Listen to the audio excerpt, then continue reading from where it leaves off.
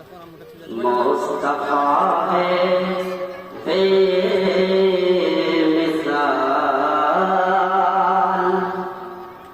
मुस्तफा है बेमिसाल,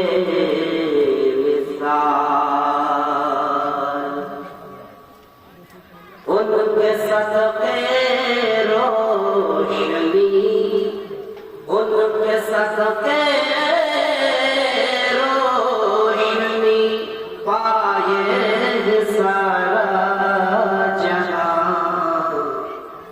मुस्तफा है बेमिसाल,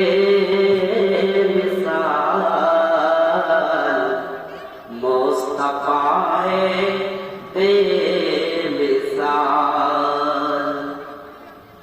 हाथ में तलवार लेकर घर से निकले हैं उमर, पहुँचे हैं अरकम के घर, रख दिया कदमों पे सर,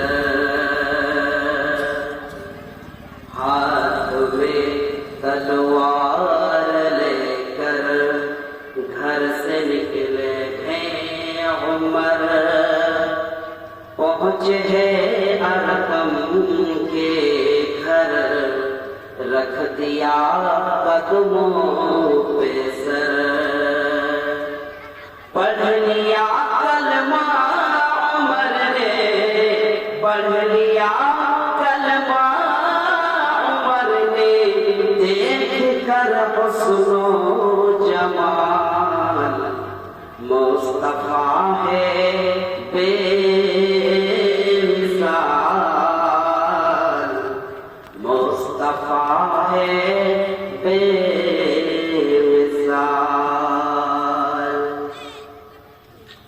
যদিও আজকের সভাপতি সাহেব, মঞ্চে উপস্থিত মুআজ্জাজ উলামায়ে কেরাম, সামনে বসে থাকা আমার দিনী ভাই সকল, পর্দানশীল মা বোন, সর্বপ্রথম ওই মহান রব্বুল আলামিনের প্রশংসা করি যিনি আমাদের মালিক, যিনি আমাদের খালিক, যিনি কুল কায়নাতের মালিক, যিনি জীবন এবং মরণের মালিক। তিনার প্রশংসা করে আমরা শেষ করতে পারি না, তারপরেও আমরা একটা ছোট্ট বাক্য দিয়ে সকলেই প্রাণ খুলে বলি আলহামদুলিল্লাহ, আলহামদুলিল্লাহ হামদান কাসীরান তাইয়িবান মুবারাকান ফি। অতঃপর আমাদের বিশ্ব নবী, বিশ্ব নেতা হযরত মুহাম্মদ মুস্তাফা সকলে বলেন সাল্লাল্লাহু আলাইহি সাল্লামের উপর শত শত দরুদ ও সালাম বর্ষিত হোক। আল্লাহুম্মা সাল্লি আলাইহি আল্লাহুম্মা বারিক আলাইহি। আমরা আজকে আলোচনা করব সালাত নিয়ে, নামাজ নিয়ে, যে সালাতের গুরুত্বটা কি এবং যারা নামাজ পড়ে না তারিকুস সালাত, এই দুটি বিষয় নিয়ে আলোচনা করব। যে যারা নামাজ পড়ে আল্লাহ রাব্বুল আলামিনের কাছে তারা কেমন এবং যারা পড়ে না তারা কেমন। তো এখানে আমাদের তো লোকই না, শোনাবো কাকে, এটা একটা বিষয় যে আমরা হয়তো গুটি কয়েকজন যারা নামাজ পড়ি এখানে বসে আছি, আর যারা পড়ি না তারা মার্কেটিং করছে। তো জালসাটা করতে হবে যারা দিন থেকে সরে আছে, দিন ভুলে যাচ্ছে, তাদেরকে কিভাবে আপনাকে মাহফিলে বসাতে হবে সেই নিয়ে চিন্তা ভাবনা করতে হবে। আজকে আমরা বেশিরভাগ চিন্তা ভাবনা করি মসজিদের টাকা। আপনারা এখানে প্রায় ৫-৭ বছর থেকে জালসা করছেন, মনে হয় না যে ৭ বছরে ৭টা নতুন মানুষ পেয়েছেন মসজিদে, নতুন মানুষ পেয়েছেন। যারা মসজিদ নির্মাণ করছেন ৭ বছর বা ৫ বছর ৬ বছর ধরে এই জালসা আপনারা করছেন, তো দেখতে পেয়েছেন মসজিদে ৬ জন একটা বছরে একটা নতুন প্যাসেঞ্জার, একটা নতুন মুসল্লি পাওয়া গেছে? খুঁজে পাওয়া যাবে না। আজকে আমরা আলোচনা করব যে পৃথিবীর বুকে আল্লাহ রাব্বুল আলামিন আমাদেরকে পাঠিয়েছেন, এটা হচ্ছে একটা এক্সাম, এটা পৃথিবীটা হচ্ছে পরীক্ষার ঘর, আর এখানে বিভিন্ন রকম আমাদের পরীক্ষা করা হয়। লাগলেন উঠবেন না, আর যদি খুবই তাড়া লাগে যেতে পারেন, মেয়েদের ব্যাপার আছে। এবারে বলছিলাম ভালো কাজ এবং মন্দ কাজ এইগুলো আল্লাহ রাব্বুল আলামিন আমাদেরকে বলে দিয়েছে কোনটা ভালো কোনটা মন্দ। সব থেকে খারাপ কাজ, গুনার কাজ, পাপের কাজ কি? সেটা হচ্ছে আশিরকু বিল্লাহ। সেটা হচ্ছে কি? আশিরকু বিল্লাহ। পৃথিবীর বুকে সব থেকে যেটা মহাপাপ সেটা হচ্ছে আল্লাহকে বাদ দিয়ে অন্য কারোর পূজা করা, বুত পূজা করা, মূর্তি পূজা করা, কবর পূজা করা। তারপর হচ্ছে আপনার কি অনেক রয়েছে, আপনার তারিক সালাত, নামাজ ত্যাগ করা, এইগুলো হচ্ছে আপনার সব থেকে মহাপাপ। সেটা হচ্ছে কি তুআমুল মিসকিন, আকলুর রিবা, ফকির মিসকিনদের খাবার না দেওয়া, ঘুষ খাওয়া, মিথ্যা কথা বলা, এইগুলো সব হচ্ছে পাপ। আর জিনা, জিনা ব্যভিচার করা, তারপর হচ্ছে চুরি করা, ডাকাতি করা, আল কাতল, হত্যা করা, এইগুলো হচ্ছে সবই মহাপাপ। ভালো কাজ কি? নামাজ পড়া, as-salat was-siyam wal-hajj waz-zakat, ইবাদতের মধ্যে হচ্ছে এগুলো ভালো কাজ। নামাজ পড়া, রমজান মাসে সিয়াম পালন করা, আপনার টাকা থাকলে হজ করা, টাকা থাকলে যাকাত দেওয়া, আল আখলাক আল হাসানা, আল আদল, ইনসাফ করা, তারপর হচ্ছে আল আমানা, আপনার ভিতরে যদি আমানতদার থাকে সেটাও সৎ কাজ, ভালো কাজ। ফকির মিসকিনকে ভালোবাসা, বিররুল ওয়ালিদাইন, পিতামাতার সাথে সৎ ব্যবহার করা, সিলাতুল আরহাম, পাড়া প্রতিবেশী আত্মীয়তা বজায় রাখা, রাস্তাঘাট থেকে নোংরা জিনিসকে হটিয়ে দেওয়া, সরিয়ে দেওয়া, এগুলো সবই ভালো কাজ। যেগুলো বললাম আরো আছে অনেক জিনিস। তবে আল্লাহর কাছে, আল্লাহকে যখন আপনি মানলেন যে আল্লাহ ব্যতীত পৃথিবীর বুকে আর কোন মানুষের, কোন ব্যক্তির পূজা করা যাবে না। কার পূজা করতে হবে? এক আল্লাহকে মানতে হবে, তার উপরে ভরসা করতে হবে। যখন আমরা বলে দিলাম এই কথা,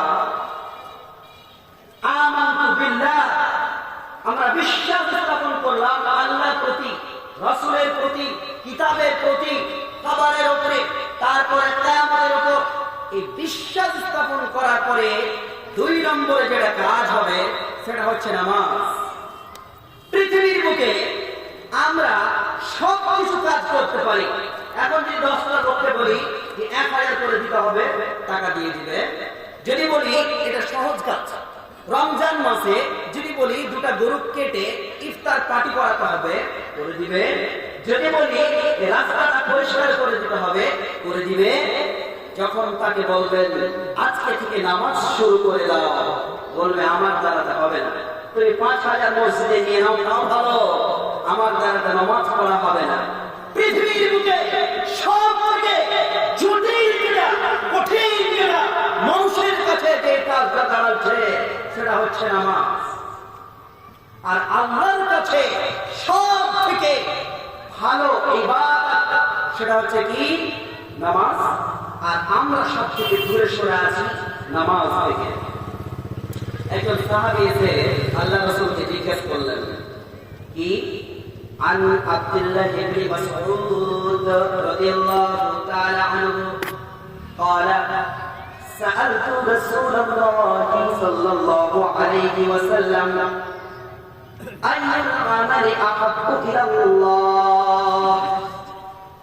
একজন সাহাবী জিজ্ঞেস করছেন আল্লাহ রাসূল আল্লাহর কাছে সব থেকে পছন্দীয় আমল কোনটি? আপনি বলে দেন, আমি আমলটি করব। আল্লাহ রাসূল বললেন as-salatu ala waqtiha, ঠিক সময়ে নামাজ পড়াটা আল্লাহর কাছে পৃথিবীর বুকে যত আমল আছে এই আমলটা সব থেকে দামি, সব থেকে নেকি বেশি পাওয়া যাবে। কে বলছেন? আল্লাহ রাসূল মুহাম্মদ সাল্লাল্লাহু আলাইহি ওয়াসাল্লাম। তারপরে তিনি বললেন, কুলতু সুম্মা আইয়ু ইয়া রাসূলুল্লাহ। সাহাবারা জিজ্ঞাসা করতেন, রাতও দিন তারা দিন শিখতেন, কোরআন শিখতেন, হাদিস জানতেন, নবীর কাছ থেকে তারা ইতিহাস জানতেন, কোরআনের ব্যাখ্যা জানতেন। রাসূল আল্লাহর কাছে সব থেকে দামি ইবাদত সেটা হচ্ছে নামাজ। আমি বুঝতে পারলাম। তারপরে কি তিনি বলে দিলেন, বিররুল ওয়ালিদাইন, পিতামাতার সাথে সৎ ব্যবহার করা। আজকে 95% মানুষ আমরা পিতামাতার সাথে সৎ ব্যবহার করি না, তাদেরকে রাত দিন কষ্ট দিয়ে থাকি। তিনি বললেন, আল্লাহ রাসূল তারপরে কোন ইবাদত আল্লাহর কাছে ভালো? আল্লাহ রাসূল বললেন, ক্বালা আল জিহাদু ফি সাবিলিল্লাহ।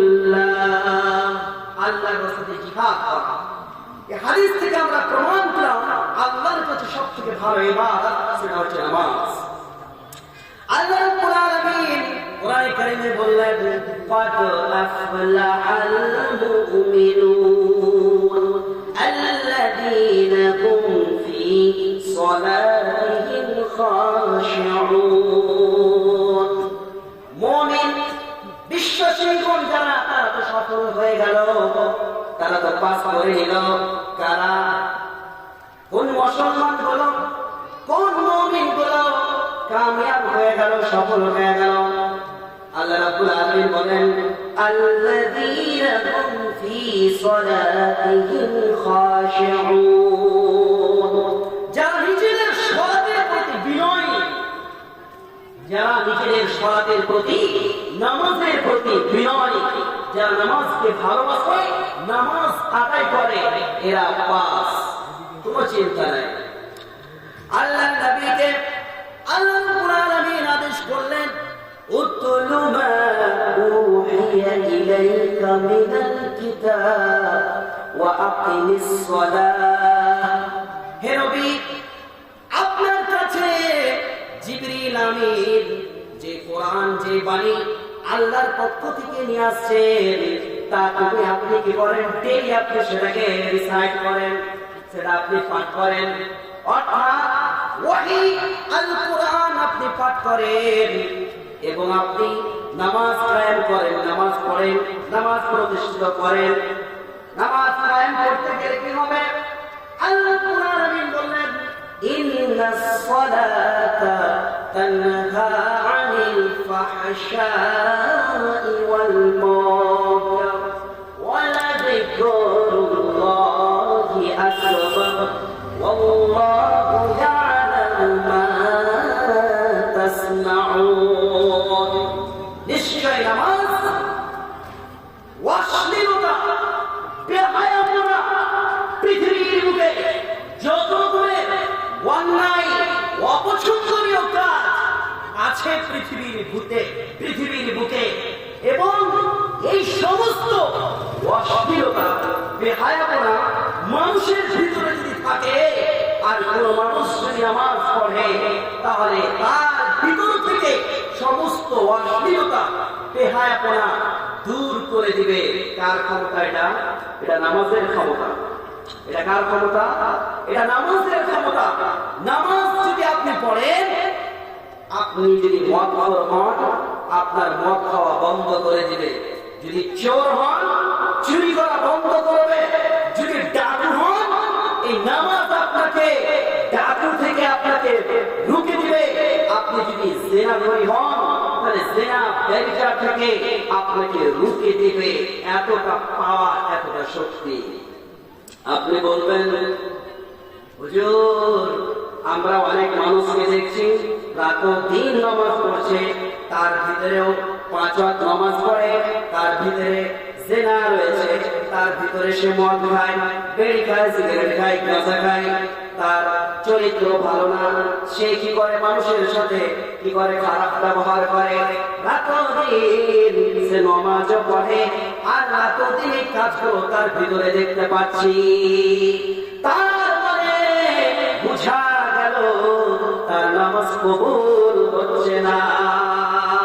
আপনি নামাজও পড়ছেন, মদ্যপান করছেন, নামাজ আপনার কবুল হয় না। নামাজও পড়ছেন, আবার মসজিদ থেকে বের হয়ে সিগারেটটা একেবারে খুব স্টাইলে একেবারে ধরিয়ে দিলেন, নামাজ কবুল হয় না। নামাজও আছে, কুল কেরি গুটকা যত রকমের নেশাদার দ্রব্য আপনার পকেটে ঢোকা থাকে, আপনি যদি এগুলো খান তার মানে নামাজ আপনার কবুল হয় না। নামাজের এমন একটা শক্তি রয়েছে, নামাজের এমন একটা পাওয়ার রয়েছে, পৃথিবীর মানুষ যদি নামাজ ভালো করে আদায় করে, সৎ নিয়ে যদি আমল করে, কাজ করে, খালিস নিয়তে যদি সে নামাজ আদায় করে, তার যত রকমের অশ্লীলতা, শয়তানের ওয়াসওয়াসা, পৃথিবীর বুকে যত তার ভিতরে খারাপ কাজ লুকায়িত আছে, নামাজ সবগুলোকে শেষ করতে পারে। তার ভিতরে এতটা পাওয়ার রয়েছে।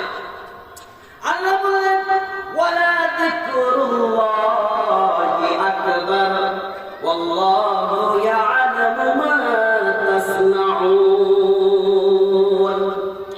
নামাজ এটা হচ্ছে আল্লাহর জিকির, এটা হচ্ছে সবথেকে বড় ইবাদত। আর তোমরা যা করছো রাত ও দিন সবকিছু খবর রাখেন আল্লাহ রাব্বুল আলামিন। নামাজটা আমাদের ডেলি পড়তে হবে। কোরআনটা বলে দেয়, কোরআনটা বলে দেয়, ইন্নাস সালাতা কানাত আলাল মুমিনিনা কিতাবান মাওকুতা। নিশ্চয় নামাজ নির্ধারিত সময়ের মধ্যে এটা ফরজ করা হয়েছে। তার মানে নামাজের গুরুত্ব বোঝা হচ্ছে আমাদের নামাজ পড়তে হবে। আল্লাহ রাব্বুল আলামিন আরো বলেন, ওয়া আকিমুস সালাত ওয়া আতুজ যাকাত ওয়ারকাউ মা'আর রাকিঈন। পৃথিবীর মানুষ নামাজ পড়ো, যাকাত দাও এবং রুকু করনেওয়ালাদের সাথে তোমরা রুকু করো, মানে নামাজ পড়ো। আল্লাহ রাব্বুল আলামিন বলেন, ওয়া আকিমিস সালাত ওয়া ইন্নাহা ওয়াসুলাতাম মিনাল লাইল ইন্নাল হাসানাত ইউযহিবনাস সাইয়্যাত যালিকা যিকরা লিয-যাকিরিন। পৃথিবীর মানুষ রাতের 2 ভাগে 2 অংশে নামাজ কায়েম করো এবং দিনের বেলায় নামাজ পড়ো। 5 ওয়াক্তের নামাজের কথা বলা হচ্ছে এখানে। আর অবশ্যই নিশ্চয় ভালো কাজ যখন করবে, তোমার ভিতরে যত রকমের খারাপ কাজ আছে সবকে মিটিয়ে দিবে, ধ্বংস করে দিবে। এটা ভালো আমলের, এটা হচ্ছে পাওয়ার। সুবহানাল্লাহ।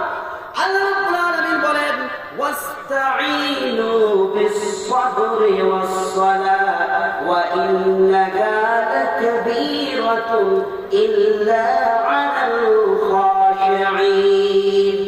তোমরা ধৈর্য ধারণ করো, সাহায্য চাও নামাজের মাধ্যমে এবং ধৈর্য ধারণ করো। কিসের মাধ্যমে? আপনাকে আল্লাহ রাব্বুল আলামিনের কাছে নামাজের মাধ্যমে, ধৈর্যের মাধ্যমে সহযোগিতা চাইতে হবে। আর এটা হচ্ছে একটা বড় জিকির, বড় সম্মান। যারা সহযোগিতা তারা এটা কিন্তু কি করে? আপনার ভয় করে, তারাই কিন্তু বিনয়ী। আল্লাহ রাব্বুল আলামিন আমাদেরকে আরো বলেছেন, ওয়া আকিমিস সালাতা লিযিকরি। পৃথিবীর মানুষ, আমাকে যদি তোমরা স্মরণ করতে চাও, আমাকে যদি মনে করতে চাও, তাহলে রাত ও দিনে 5 ওয়াক্তের নামাজ তোমরা পড়ো। আবার আল্লাহ বললেন, ওয়া আমুর আহলাকা বিস-সালাত ওয়াসতাবির আলাইহা লা নাসআলুকা রিজকা। পৃথিবীর মানুষ, তোমরা নিজে নামাজ পড়ো এবং নিজের পরিবারকে নামাজের কথা বলো। হে পৃথিবীর মানুষ, এই কথাটাই তো তোমাদেরকে বলছি। শুধু আমি আল্লাহ নামাজ কায়েমের কথা তোমাদেরকে বলছি এবং তোমার পরিবারকেও পড়ার হুকুম করো, আদেশ করো। নামাজের প্রতি নিজেই অটল থাকো। নাহনু আল্লাহ রাব্বুল আলামিন বলছেন যে লা নাসআলুকা রিজকা। আমি তোমাদের কাছে খাবার চাই না, আমি তোমাদের কাছে ধন সম্পদ চাই না। পৃথিবীর মানুষ, শুধু তোমরা নামাজ কায়েম করো। আমাকে যদি তোমরা পেতে চাও, আমাকে যদি খুশি করতে চাও, আমাকে যদি স্মরণ করতে চাও, তোমরা নামাজ কায়েম করো। সুবহানাল্লাহ। আমরা জানি নবী করিম সাল্লাল্লাহু আলাইহি সাল্লাম যখন মেরাজ গেলেন, আল্লাহ রাব্বুল আলামিন একটা হাদিয়া দিলেন, গিফট দিলেন 50 ওয়াক্তের নামাজ। কিন্তু আল্লাহ রাব্বুল আলামিনের হাবিবকে দান করে দিলেন। বারবার রিকোয়েস্ট করার পরে 5 ওয়াক্ত হয়ে গেল। আল্লাহ রাব্বুল আলামিনের হাবিব বলছেন, আমার কোন বান্দা, আমার কোন বান্দি যদি রাত দিন যদি 5 ওয়াক্ত নামাজ পড়ে, 5 ওয়াক্ত নামাজ যদি কায়েম করে, আল্লাহ রাব্বুল আলামিন 50 ওয়াক্ত নামাজের সব নেকি দান করে দিবে। সুবহানাল্লাহ। আমরা জানি নবী করিম সাল্লাল্লাহু আলাইহি সাল্লাম এখন আর পৃথিবীতে থাকবে না, বিছানায় শুয়ে আছেন, মরে যাবেন কিছুক্ষণের মুহূর্তে। এবার তিনার মুখ দিয়ে যে কথাগুলো, যে বাক্যগুলো বের হচ্ছে কি দেখেন। আল্লাহ রাসূল বলছেন, হে আমার সাহাবীরা, as-সালাত as-সালাত ওয়া মা মালাকাত আইমানুকুম। যখন আল্লাহর কাছে দেখা করতে গেলেন, নামাজ তাকে গিফট করলেন, নামাজ হাদিয়া করলেন। মরার সময় দেখেন আবার নামাজ নিয়ে কি বলছেন, পৃথিবীর মানুষ, আমার উম্মত, পৃথিবীর বুকে তোমরা যতদিন বসবাস করবে নামাজ কখনোই ছাড়বে না, নামাজ কখনোই ছাড়বে না, এবং রাসূলের সাথে তোমরা সৎ ব্যবহার করবে। আল্লাহ রাব্বুল আলামিনের হাবিব বলেন, পৃথিবীর মানুষ শুনতে মুরু আওলাদাকুম বিসসালাত। পৃথিবীর মানুষ শোনো, আমার নবী বলে গিয়েছেন 1450 বছর আগে, তোমার ছেলে মেয়ের বয়স যখন 7 বছর হয়ে যাবে, তাদেরকে তোমরা কি করবে, একটু করে আদর করে যত্ন করে তোমরা মসজিদ, তাদেরকে মুখে করবে, মসজিদ নিয়ে যাবে। আর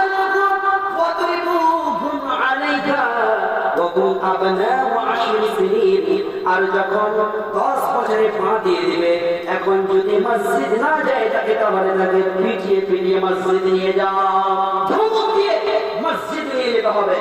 আমরা বছরে 52টি জুমা এবং এরকম জলসা জুলুসগুলো রাত দিন করে আসছি, তারপরেও আমরা মসজিদ মুখী হতে পারছি না। হতে পারছি কি?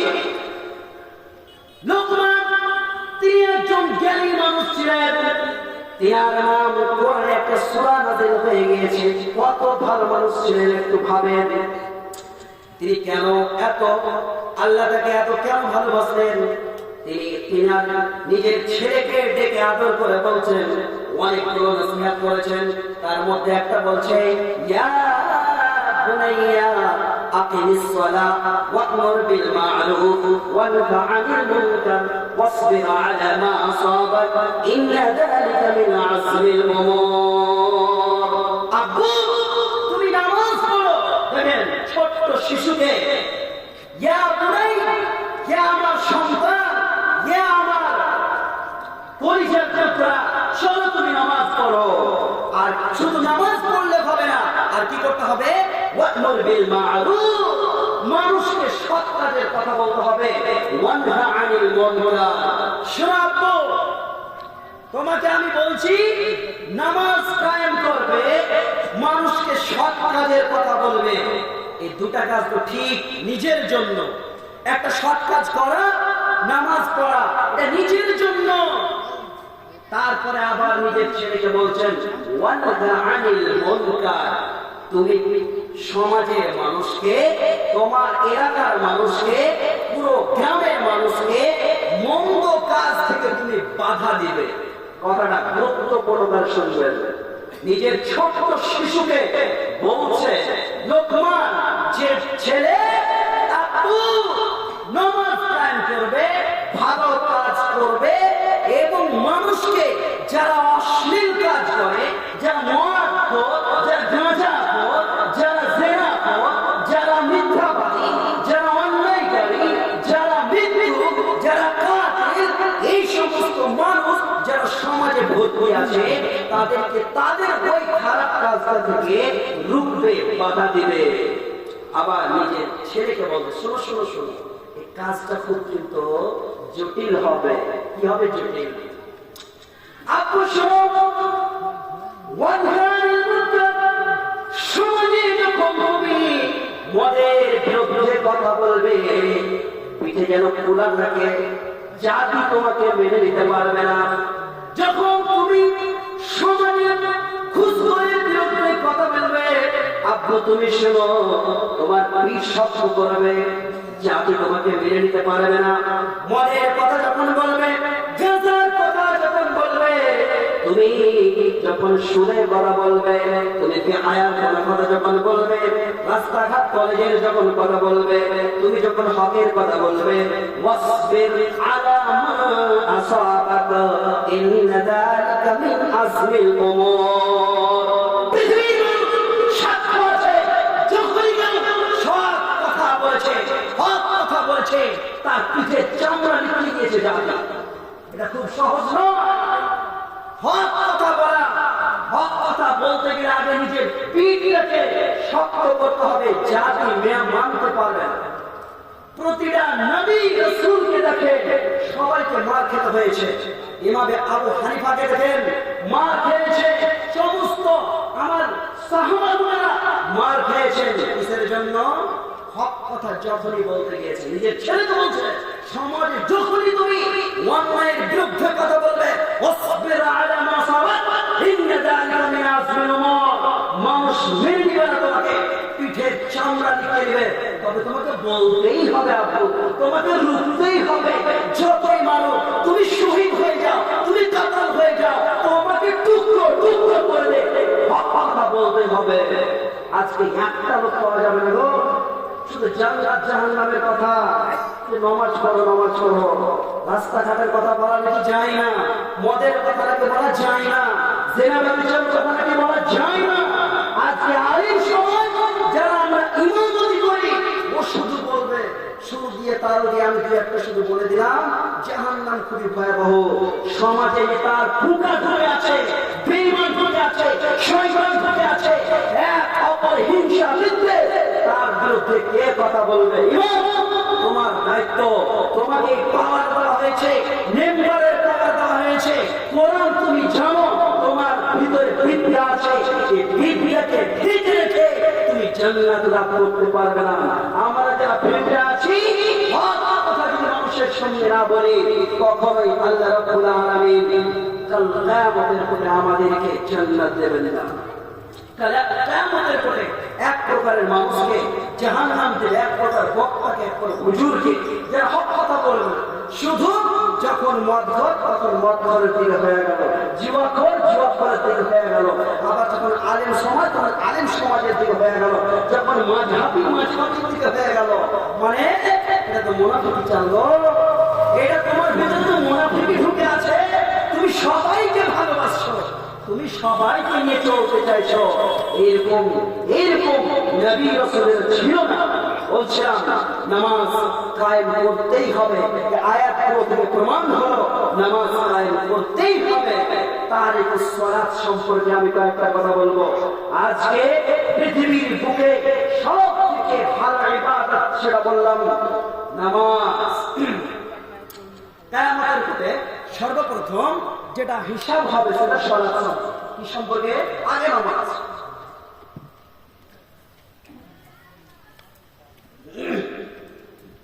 আল্লাহ হাবিব বলেন, ইন্না আউওয়ালা ইউহাসাবু বিল আবদু ইয়াওমাল কিয়ামাতি মিন আমালিহি সালাতু।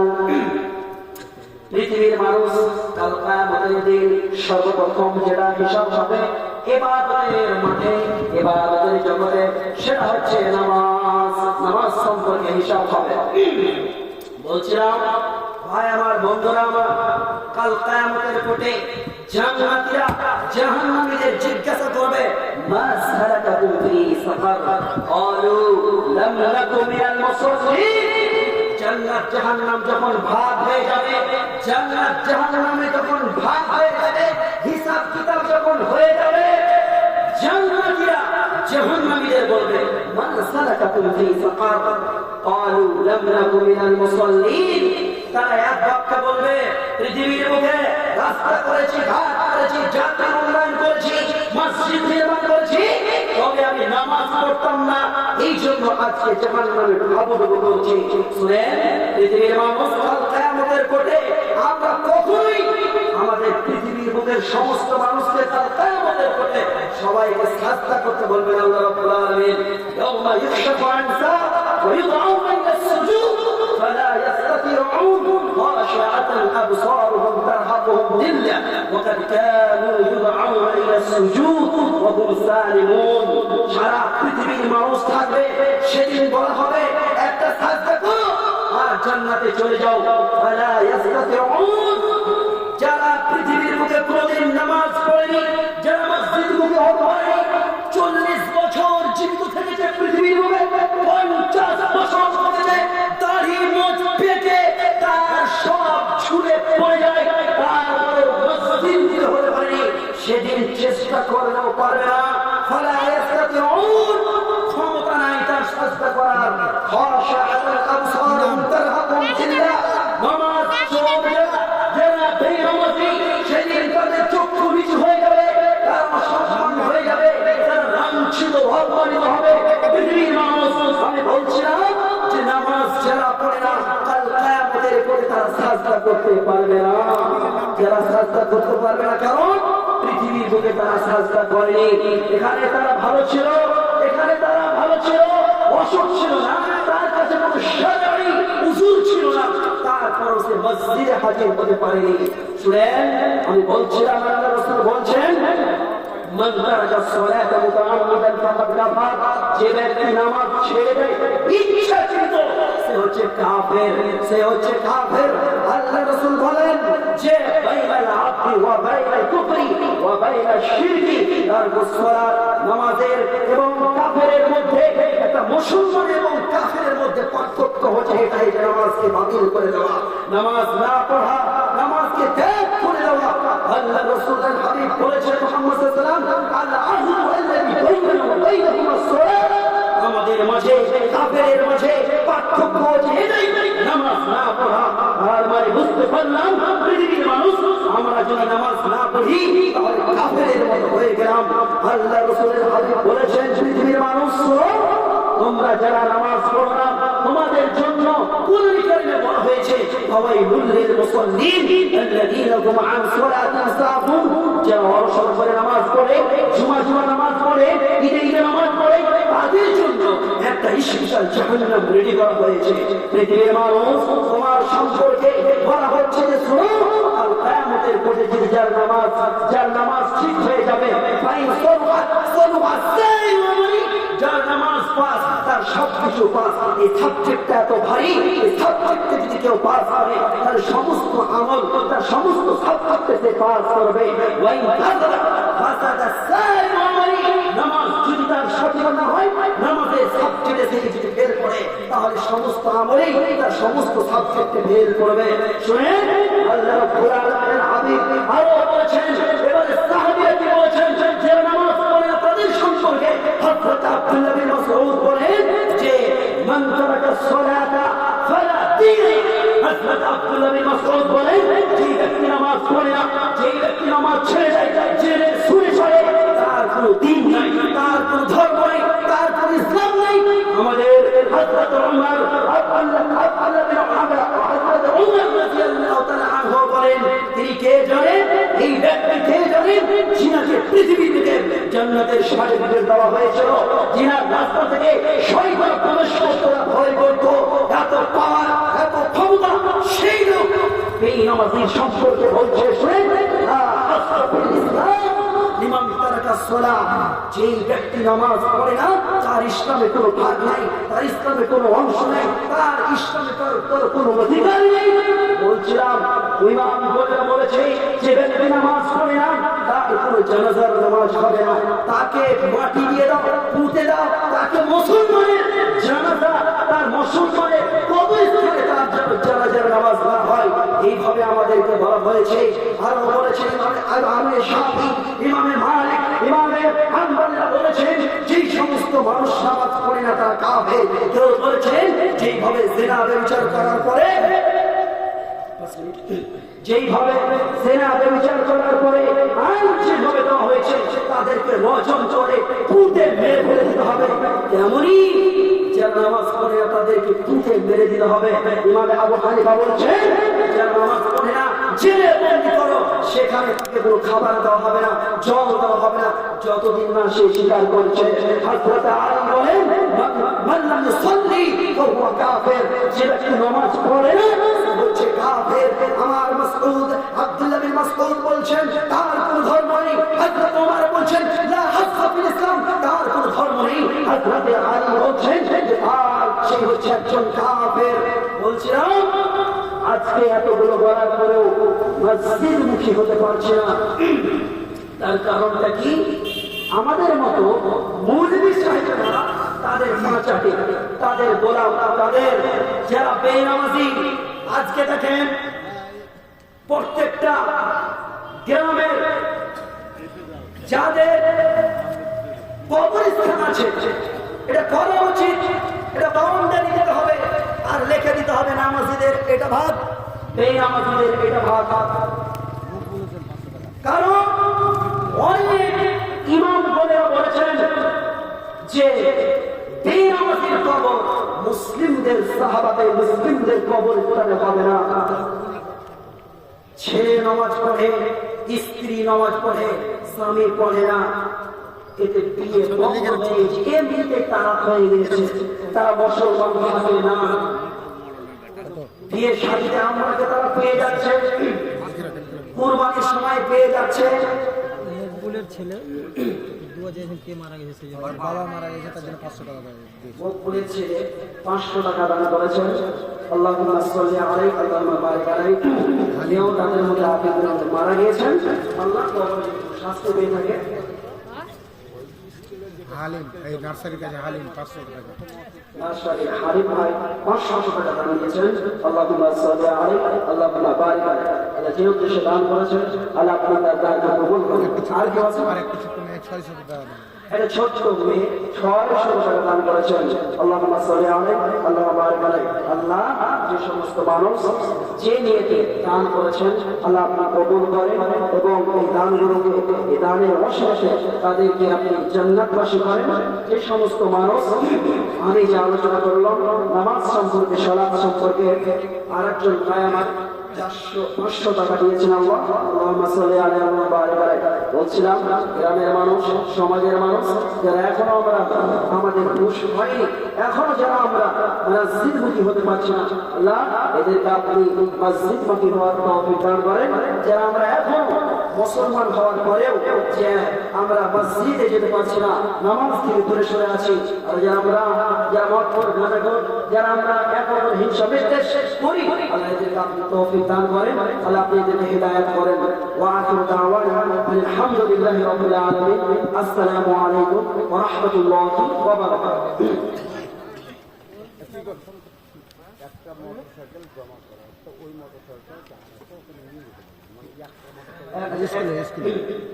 একটা মোটরসাইকেল জমা আছে, যারা দিয়েছেন একটাই আছে, ওখান থেকে আপনি গাড়িটা নিয়ে নেন, কারণ ওখানে আর বাইক নেই বলেছে, যান ওখান থেকে আপনি ওখান থেকে তার সাথে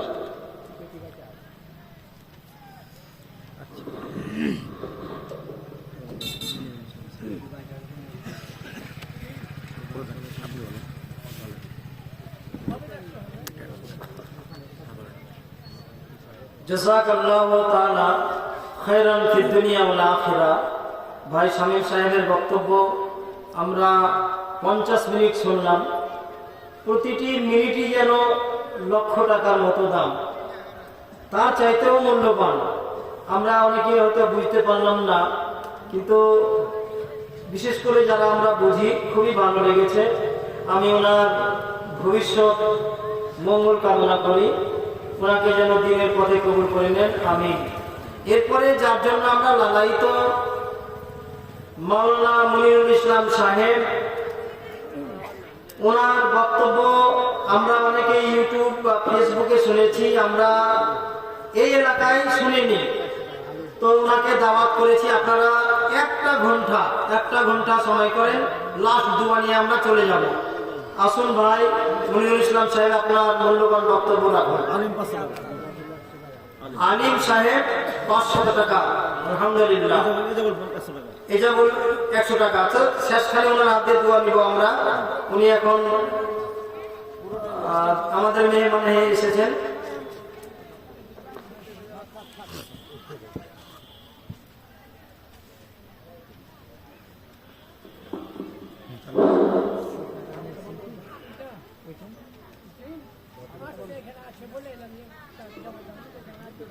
নিয়েছে কি না